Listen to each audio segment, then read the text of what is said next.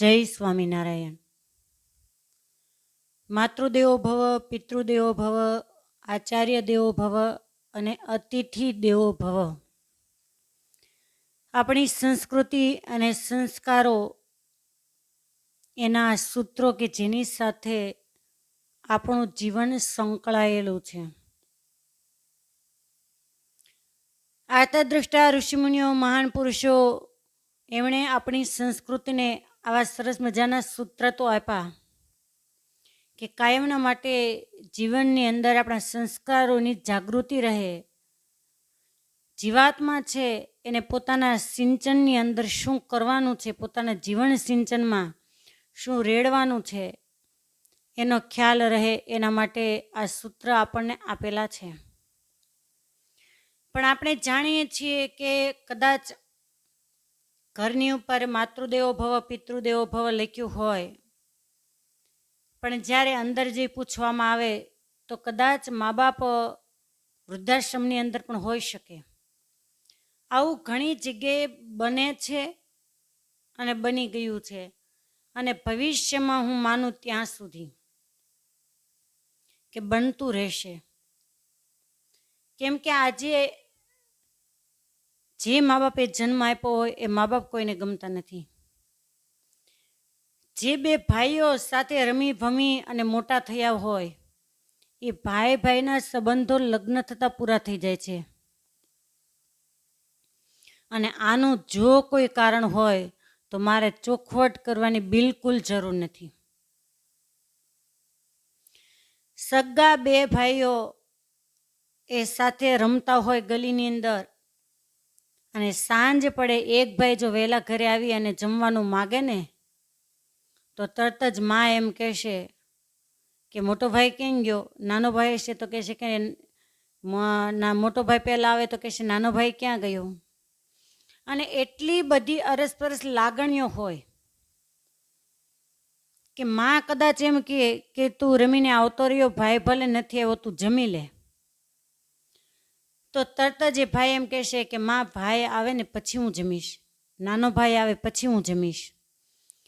જેના ગળા નીચે એક કોળિયો પોતાના સગા ભાઈથી જે એકલા મૂકી ન શકતા હોય, પોતાના ભાઈને મૂકીને જમી ન શકતા હોય, એ ભાઈઓ વચ્ચે મોટી મોટી દિવાલો ઊભી થઈ જાય કે તમારી સાથે વ્યક્તિ 4 ફેરા ફરી જાય અને પછી બે ભાઈઓ વચ્ચે એવી અડીખમ દિવાલ તમે ઊભી કરી દો કે કદાચ ઈડરિયો ગઢ એ તૂટી શકે, પણ તમે શંકા કુશંકાઓથી તમારા પતિના પ્રત્યે જે કાન ભંભેરણી કરી હોય એ ઈડરિયો ગઢ તૂટે નહીં, ક્યારેય ન તૂટે.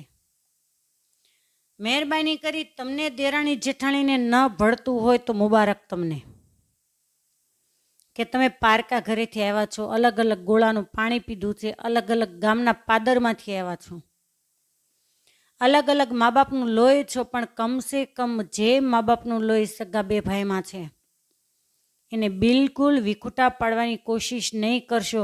અને જો તમે યાદ રાખો કે બે ભાઈને તમે જુદા પાડી દીધા, જગદીશ્વર ક્યારેય તમને માફ નહીં કરે. અને યાદ રાખો કે તમે તમારા પતિને એના ભાઈથી અલગ કર્યા તો ભવિષ્યમાં તમારા સંતાનો અલગ થવાના જ. પણ તમે નિશ્ચિંત બેઠા હો, કેમ કે એક દીકરો ને દીકરી અથવા તો એક દીકરી અથવા તો એક દીકરો, ક્યાં જુદું થવાની વાત જ રહી. પણ જો સાથે રહેવાના સંસ્કારો તમારામાં નહીં હોય તો એ દીકરા ને દીકરી પણ તમને નહીં અપનાવે, એને એકલવાયું જીવન જ ગમશે. ક્યારેય ભાઈ ભાઈ પ્રત્યે ઘૃણા એને તમે ઊભી ન કરો. અને કદાચ જો તમે ખાનદાન મા બાપની દીકરી હો અને તમને દેરાણી જેઠાણીને બનતું ન હોય તો સાંજે તમારા પતિને તમે એમ કહી શકો કે અમને ભલે નથી બનતું પણ તમે એનું મન ઉપર નહીં લાવતા, તમે ભાઈઓ તો સાથે સંપીને જ રહેજો. આવું તમે કહી શકો. જૂના જમાનાની વાત કે ભાઈ ભાઈના પ્રેમ કેવા હોય, અને સત્ય હકીકત બની ગયેલી બીના હું તમને કહી રહી છું કે એ જમાનામાં કોઈ પણ ગામ ગામત્રે જવું હોય તો વાણ બોટ દ્વારા જવાતું અથવા તો પેદલ ચાલીને જવાતું. એક સંસ્કારી પરિવાર, અને એ પરિવારમાં સાસુ અને પુત્રવધુ બંને સાથે પુત્રને જન્મ આપ્યો.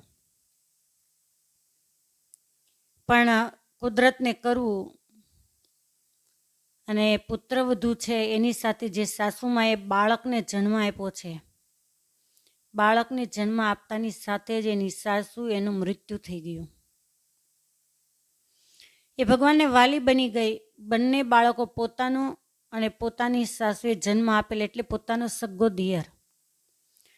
એને પેલી સ્ત્રી છે એ મોટો કરી રહી છે. દિવસ પછી દિવસ જતા વર્ષ 2 વર્ષ વ્યતીત થઈ ગયા. એક દિવસનો સમય ગામત્રે જવાનું હતું પોતાના પતિની સાથે, અને આ બંને બાળકો કહેતા કાકા ભત્રીજાની સાથે પેલી પત્ની એના પતિની સાથે એક નાની એવી નાવ કહેતા હોડિયું એમાં બેસી અને જઈ રહ્યા છે. બરાબર મધ્ય સમુદ્ર આવ્યો. બંને બાળકો કિલકિલાટ કરતા કરતા હસતા હસતા પેલી નાવની અંદર રમી રહ્યા છે. પેલી સ્ત્રી એની ઓચિંતા એના દિયર ઉપર નજર પડી. વિચારે કે જોત જોતામાં આ 2 વર્ષના થઈ ગયા. મારા બાળકની સાથે એ મોટા થઈ રહ્યા છે, અને ભવિષ્યમાં મારા બાળકના મિલકતની અંદર આ ભાગીદાર બનશે. બહેતર છે કે અત્યારે જ આનો કાંટો કાઢી નાખીએ. અને અંતે જન્મ મારી સાસુએ દીધો, પણ મોટો કરવાની જવાબદારી તો મારી છે ને. તો આવી તો કપરી મહેનત કોણ કરે? એના કરતાં તો હું મારા બાળકનું જતન કરી અને એને ઉછેરની અંદર કોઈ પણ જાતની ઉણપ ના આવે એ રીતે ઉછેર ન કરું. તરત જ એના પતિને કહે છે કે સાંભળ્યું? બોલે શું? તો કે છે બા તો આને જન્મ દઈ અને જતા રહ્યા, બાપુ પણ નથી. અને તમે જાણો છો કે પરમાત્માની કૃપાથી આપણને દેવ જેવો દીકરો ઈશ્વરે આપ્યો છે, કોઈ વાતની ખામી નથી. હવે આ તમારા ભાઈને ગમે એમ કરીને મોટા કરી અને આપણે પરણાવા પટાવા, એના ઘરે છોકરાઓ થાય, એ બધી જવાબદારી કોણ કરે? અને આવી ખોટી માથાકૂટની અંદર પડવું એના કરતાં મારી તમે એક વાત માનશો?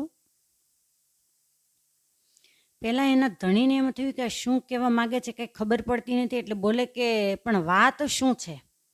તો ગોળ ગોળ ફેરવે છે, એને કરતાં સીધે સીધું તું કહી દે. ત્યારે કહે છે કે આપણે આ નાવની અંદર બેસીને જઈ રહ્યા છીએ, કોઈ પણને ખબર નથી. આ તમારા ભાઈને આ સમુદ્રની અંદર ફેંકી દીધા હોય તો, અને મિલકતનો આપણો દીકરો એકલો ભાગીદાર બને, અને આને પરણાવવાની કંઈ માથાકૂટ નહીં. અને જ્યાં પત્ની આવા નિષ્ઠુર વચન કીધા, એનો ધણી તો સામે ને સામે જોઈ રહ્યો. પણ જેના રોમની અંદર માતૃ પિતૃ ભક્તિ રોમ રોમની અંદર ભરાયેલી હતી, એ કાયર નહોતો કે આજની બાયડીયું કે તમારા મા બાપ હશે તો મને આ ઘરમાં નહીં ફાવે, કાં હું નહીં, કાં તમારા માતા પિતા નહીં. અને ન કેવું હોય તોય એ બાયેલા પુરુષો પોતાના મા બાપને વૃદ્ધાશ્રમની અંદર મૂકી આવે. અરે એવા આ સમાજની અંદર છે કે હું તો વર્ષો જૂની વાત કરું છું, પણ હાલમાં છે એવા પરિવાર કે દિયર બાકી હોય, સગાઈ કરવાની બાકી હોય, અને મોટા દીકરાની પત્ની એમ કહી દે કે હું મા બાપને નથી રાખવાની ને દિયરને નથી રાખવાની ને, હાલની ઘડીમાં અલગ થઈ અને શહેરની અંદર જલસા કરતા હોય છે. યાદ રાખો, ઈશ્વર સૌ કોઈને સારા કે માઠા ફળ, જે કંઈ કર્મ કરવાના છે એના ફળ આપવાના જ છે. અને પહેલો મરદ પુરુષ 1 સેકન્ડનો વિલંબ કર્યા વગર જે બંને બાળકો, પોતાનો ભાઈ અને પોતાનો પનોતો પુત્ર એ રમી રહ્યા છે ને, એમાં એકદમ ઝાપટ મારી અને પોતાના પેટનો દીકરો હતો ને એને ઉઠાવ્યો, અને 2 હાથથી અદ્ધર કરી અને સમુદ્રનો પ્રવાહ ઘૂઘવાટા કરી રહ્યો છે. મોટા મોટા તરંગો ઉછળી રહ્યા છે, અને જ્યાં એ તરંગની સામે મીટ માંડે એની પત્ની માપી ગઈ અને બોલે, હા આ શું કરો છો? અને ત્યારે પેલા મરદે કરડી આંખ સામે કરી અને એમ કીધું કે તું ક્યારની શું બકવાસ કરી રહી છો?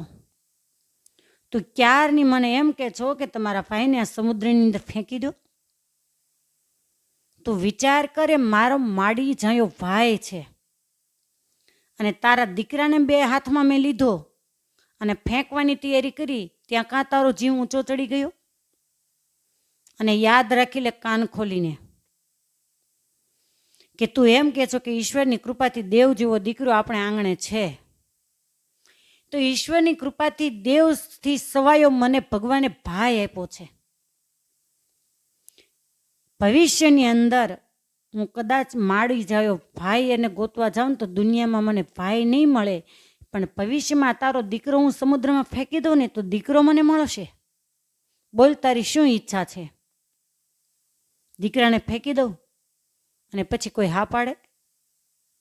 પેલી તો બાવરી બની ગઈ કે માફ કરી દો, હું ક્યારેય આવો શબ્દ નહીં બોલું, હું માફ કરી દઉં, હું ક્યારેય આવું નહીં વિચારું. અને ત્યારે પેલા મરદ પુરુષે કરડી આંખે કહ્યું કે તારા દીકરાને તો જ હું નાવની અંદર નીચે મૂકું, કે આજ પછી ક્યારેય પણ મારી નજરની સામે તારા દીકરાના ઉછેરમાં અને મારા ભાઈના ઉછેરમાં રાયના દાણા જેટલો રંચ માત્રય મેં જો ફેરફાર જોયો ને તો યાદ રાખજે કે તારા દીકરા સહિત તને હું તારા બાપના ઘરે રવાના કરી દઈશ. તું એમ ન માનીશ કે રોટલા ઘડનારી ક્યાંથી લાવશે? જે મા બાપે મને જન્મ આપીને મોટો કર્યો છે ને, એ મા બાપે મને જીવનની અંદર ઘડતરના પાઠ પણ ભણાવ્યા છે. હું હાથે રોટલો ઘડી અને જમવા માટે તૈયાર છું, પણ માડી જાય મારા ભાઈ એને મૂકવા માટે હું તૈયાર નથી. અને તરત જ પેલી બાવરી બની અને પગ પકડી લીધા કે હું તમારા વચને બંધાવું છું, આજ પછી ક્યારે એવું કૃત્ય કરવાનું વિચાર પણ નહીં કરું. આ વિચારની જાગૃતતા જે આ મરદ પુરુષમાં હતી એ આજના સમાજના પુરુષોમાં ખાસ લાવવાની જરૂર છે. મંથરાએ તો બહુ મળશે ભરતને ને રામને વિખૂટા પાડનારી, પણ આજે આ સમાજની અંદર સુમિત્રાની જરૂર છે કે રામ ઈ તારો સાચો ભાઈ છે, રામ ઈ તારો ભગવાન છે, એના પગલે તારે સુખ અને એને પગલે તારે દુઃખ. આજે ઉર્મિલા જેવી સન્નારીની જરૂર છે કે અવધની અંદર હું તો સહી સલામત રહીશ, પણ સીતાની સેવામાં કોણ માટે હે આર્યપુત્ર તમે રામ અને સીતાની સેવામાં જાઓ. આજે ઉર્મિલા જેવી સમજણ પત્નીમાં આવે તો આ સંસારની અંદર ભાઈ ભાઈ પ્રત્યેના જે ઝઘડાઓ છે એ કાયમના માટે બંધ થઈ જાય, એનો નિર્ણય આવી જાય. ક્યારેય ઝઘડા ઉત્પન્ન થાય જ નહીં, ને ઝઘડા ઉત્પન્ન થાય છે એનું જો કોઈ કારણ હોય તો પારકા ઘરેથી આવેલી જે પોતાના સસરાના પક્ષનો હિસ્સો વારસો જે અપનાવે છે, પોતાના પતિ એના ઉપર જે કબજો જમાવે છે, એ આજની આધુનિકની સમજણવાળી આજની સ્ત્રીઓ છે. બધી જ જગ્યાઓ હોય એવું હું કહેવા નથી માગતી, પરંતુ 99.99 દેરાણી જેઠાણીના ભાવથી જે જીવન વ્યતીત કરનારી સ્ત્રીઓ છે કાયમના માટે પોતાના પતિને પોતાના ભાઈથી જુદા કરી દે છે. અને જ્યાં દેરાણી જેઠાણી હોવા છતાં બેન જેવા જીવન જીવવામાં આવે છે, એ પરિવારની અંદર ક્યારેય કંકાસ કલહ એ ઉત્પન્ન થતો નથી. અને કંકાસ કલહ ન હોય ત્યાં જ પરમાત્મા નિવાસ કરીને રહે છે. તો આવા હોય છે ભાઈ ભાઈના પ્રેમ અસ્તુ. જય સ્વામિનારાયણ.